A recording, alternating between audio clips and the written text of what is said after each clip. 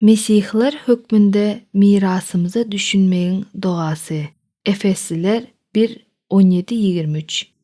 Ey Hudaýym, İsa Mesih, şöhratly Ata, men sana dile edýärin.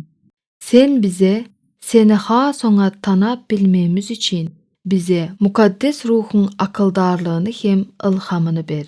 Ya Reb, sen öz çağıranlaryňa beren umydyňa, halkyňa, içilen şöhratly mirasynyň baýlygyna we bize iman edenlere görkejen deňsiz, taýsyz gudratyňa göz ýetirmemiz için sana ýüregimiziň gatyny nurlandyr diýip dilek edýärin. Hudaýym, bu gudrat seniň Mesihi diriltip, gökde öz sagyňda oturdan güýjüňe meňzeşdir.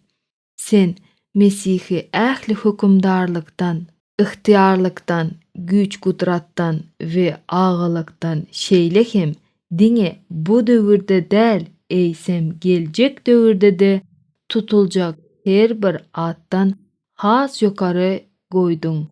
Sen hemme zady onuň aýaklarynyň astyna tabyn edip, imanlylar ýygnagynyň bähbidi üçin ony ähli zada baş etdiň.